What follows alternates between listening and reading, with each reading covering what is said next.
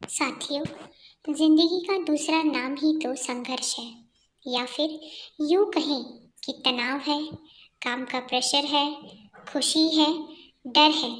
लेकिन इन सब की अच्छी बात ये है कि ये सब स्थायी नहीं है। समय रूपी नदी के प्रवाह में सब प्रवाहमान है। कोई भी परिस्थिति, चाहे खुशी की हो या गम की, कभी स्थायी नहीं होती। समय के अविरल प्रवाह में विलीन हो जाती है।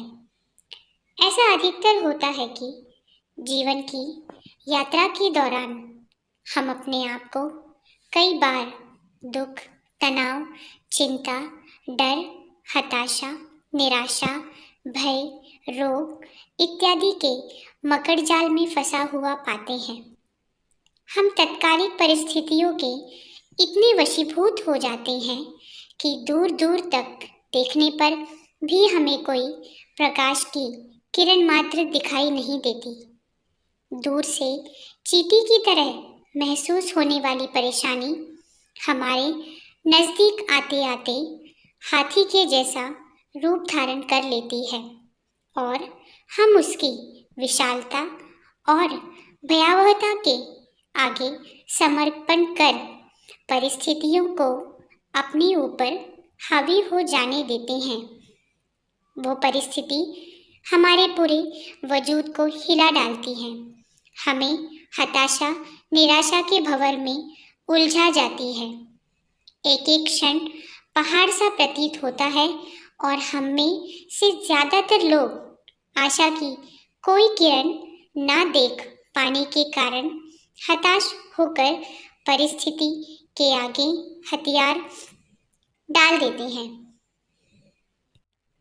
अगर आप किसी अनजान, निर्जन रेगिस्तान में फंस जाएं, तो उससे निकलने का एक ही उपाय है, बस चलते जाएं।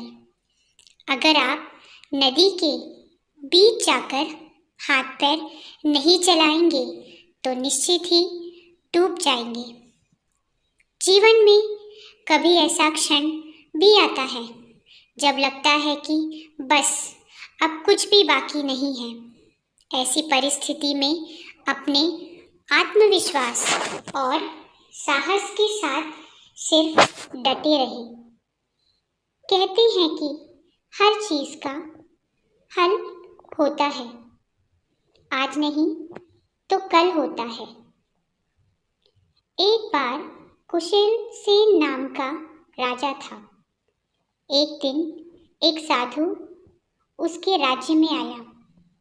राजा ने उस साधु की सेवा में कोई कसर नहीं छोड़ी। राजा की सेवा से प्रसन्न होकर उस साधु ने उसे एक ताबीज दिया और कहा कि राजन, इसे अपने गले में डाल लो और जिंदगी में कभी ऐसी परिस्थिति आए कि जब तुम्हें लगे कि बस अब तो सब खत्म होने वाला है, परेशानी के भंवर में अपने आप को फंसा पाओ, कोई प्रकाश की किरण नजर नहीं आ रही हो, हर तरफ निराशा और हताशा हो, तब तुम इस ताबीज को खोलकर इसमें रखे कागज को पढ़ना, उससे पहले नहीं। राजा ने वह ताबीज अपने गले में पहन लिया। एक बार राजा अपने सैनिकों के साथ शिकार करने घने जंगल में गया।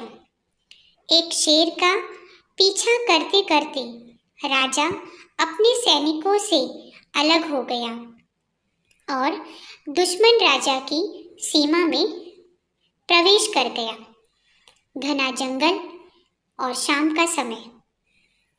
तभी कुछ दूसरे राज्य के दुश्मन सैनिकों के घोड़ों की टापों की आवाज राजा को आई और उसने भी अपने एक घोड़े को एड़ लगाई।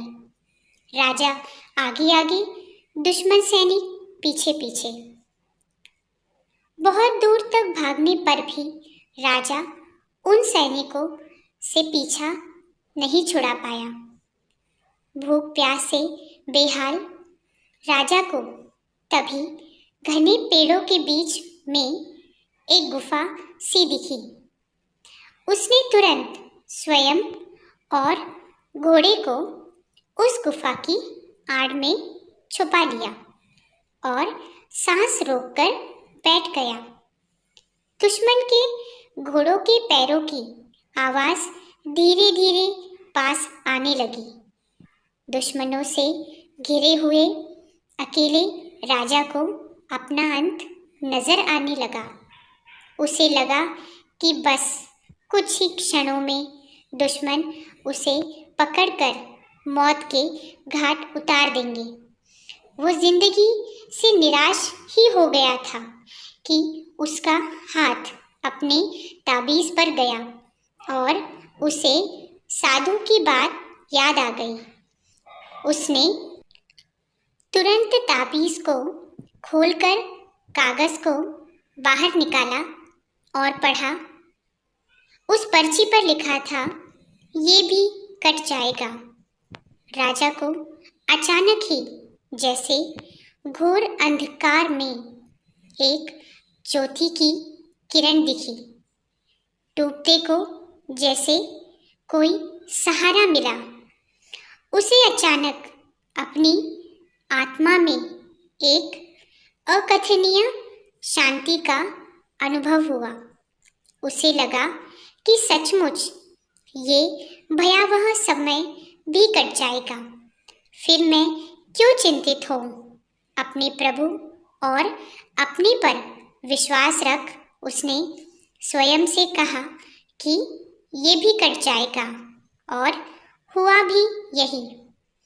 दुश्मन के घोड़ों के पैरों की आवाज पास आते आते दूर जाने लगी। कुछ समय बाद वहां शांति छा गई। राजा रात में गुफा से निकला और किसी तरह अपने राज्य में वापस आ गया और उसने मन ही मन उस साधु को धन्यवाद किया। दोस्तों, ये सिर्फ किसी राजा की कहानी नहीं, ये हम सबकी कहानी है। हम सभी परिस्थिति, काम, तनाव के दबाव में इतने जकड़ जाते हैं कि हमें कुछ सूझता नहीं है। हमारा डर हम पर हावी होने लगता है। कोई रास्ता, समाधान दूर दूर तक नजर नहीं आता। लगने लगता है कि बस अब सब खत्म, अब कुछ भी नहीं हो सकता। तभी 2 मिनट शांति से बैठिए, थोड़ी गहरी गहरी सांसें लीजिए, अपने आराध्य को याद कीजिए और स्वयं से जोर से कहिए, ये भी कट जाएगा। और देखिएगा, एकदम से जादू सा महसूस होगा और आप उस परिस्थिति से उबरने की शक्ति अपने अंदर महसूस करेंगे। आजमाया हुआ है, बहुत कारगर है। उम्मीद है कि आपके जीवन में ये प्रेरणादायक सिद्ध होगा।